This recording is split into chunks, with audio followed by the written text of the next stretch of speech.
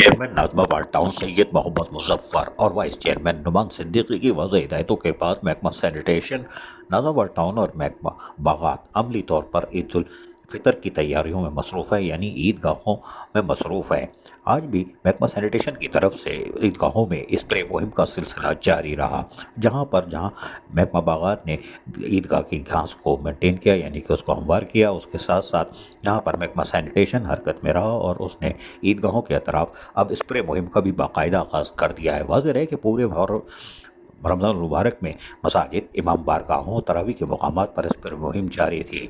ताहम आज भी स्प्रे मुहिम को तेज़ी से जारी रखा हुआ है। वहीं महकमा बागात का अमला भी ट्रैक्टर ब्लेड की मदद से कोशिश कर रहा है कि रास्तों को हमवार किया जा सके, ताकि नमाजी जब ईदगाह पे आए उनको एक बेहतर और साफ़ सुथरा माहौल फराहम किया जाए।